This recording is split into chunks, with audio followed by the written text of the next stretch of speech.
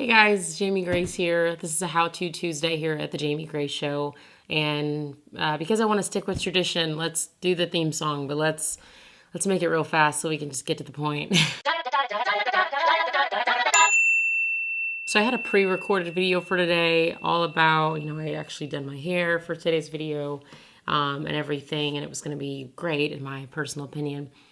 But something is hitting my heart today, and I just can't avoid it, and I can't get away from it. And that's just this whole world of cyberbullying and social media attacks. And it's just, I'm gonna talk about it. I'm not rehearsed. This is not scripted. This is just fresh off the press, which means it's gonna last 9 hours. I'm just gonna. So I'm not always the most on point with social media, but I've gotten to know a couple of things in the last few days. I found out something about this dude named Justin Bieber. Most of us know who that is. I'm not like victimizing anyone here, but I know that I guess at the end of it all, he decided to delete his social media, which I don't think he actually deleted it, because I'm a huge nerd and I wanted to see if the Justin Bieber handle was available, and it's not, which I think means that he reached out to Instagram and they have just made his account not visible. I don't think it's actually deleted. I'm a huge nerd. So another thing that happened is Miss Gabby Douglas has been getting attacked online. Like, people, she is out there like representing our country, representing the USA. If we can't show our support for Gabby, like, come on, Americans. Like, what is the problem here? Like, what is going on? I've been experiencing what it means to be cyberbullied, and that phrase is so awkward, but I've known about this stuff for 10 years now. I've been doing YouTube for 10 years, and when I first started doing YouTube stuff, I wasn't really doing a lot of Christian songs. I was doing pop songs and country songs, and finding the ones that were wholesome or related to my life, and I would sing them. And so because of that, the people that were watching it weren't people watching it going, ooh, I want to go and get my worship on, for lack of better phrases. And a lot of the comments I would get had to do with me having Tourette syndrome. I got all kinds of comments about that. Being a female, I got a lot of negative comments about that. And the color of my skin, got a lot of negative comments about that. And it was really difficult being a 14, 15-year-old girl, getting these kinds of comments and not knowing what to do about it. I was in the spotlight of 75 views, and 45 or 50 of them would just be downhill, depressing. And my parents, we have a very open account policy. And so my parents were in my account. They could, they saw stuff and they would delete stuff. But it gets to a point where it does get to you. It does hurt us. And it's irritating, and it's agitating, and it's evil, and it's cruel. I did a video a couple of weeks ago, or last week, an interview with Brittany Valadez, and she was asking me, how did I grow up in a home with a sister who does exactly what I do, and we weren't competitive with each other, and we didn't, we weren't like, oh, I'm better than you, or you suck, or whatever. How did we have that? And I told her, it's attributed to our parents, and our parents wanted us to understand that, this is another human. You're kind. You're just supposed to be kind. It's like a thing. I think my camera may have just readjusted. I had to move some stuff around. I wasn't given the option as a little girl to either be nice to your sister or get in trouble. No, that's not an option. You just show love regardless. The end found the solution. And again, I'm not trying to take sides or anything. No offense to Justin Bieber and Selena Gomez. I really don't know that much about y'all's lives. I'm sure y'all have not heard my music yet, so I think we are even. But every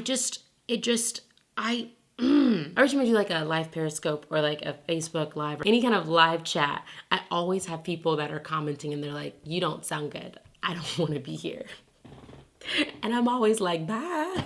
Sometimes I say, because I have an issue with sassiness, but sometimes I'll literally be like, oh, I forgot to tell you about the new feature. You can leave. Because I don't think people realize that there is an alternative to being negative, and that's being quiet.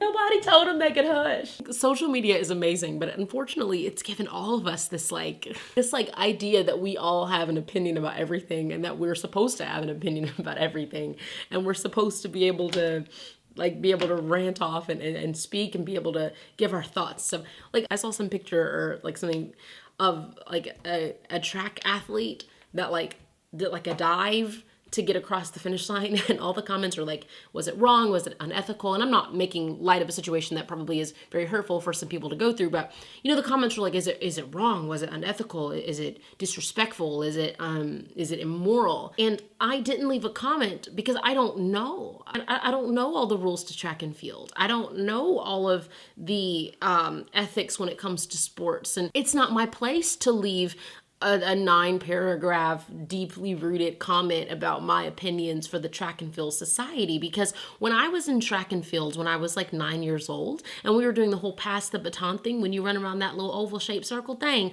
I threw the baton at the girl and said, catch it. Because, I don't know about track and field. So it's not my place to go deep and leave negative comments or to leave a deeply rooted opinion about something that I'm not educated on. It just is not my place. The old saying, like, if you don't have anything nice to say, then don't say anything at all. Well, my mom has always put a spin on that and has said, if you don't have anything nice to say, then work hard until you can find something. So that is my challenge for everybody out there that has ever left a comment on an Instagram picture, that has ever left a comment on Facebook or Twitter or YouTube or anything. If you don't have anything nice to say, then work hard until you do. But if you're the kind of person where you are so deeply rooted in your own stuff that you can't find anything nice to say, then throw your smartphone away and go get yourself plugged into a church and get you some healing up in your spirit so that you can learn how to say something nice to some people. Because if I hear one more person talk about Gabby Douglas's hair,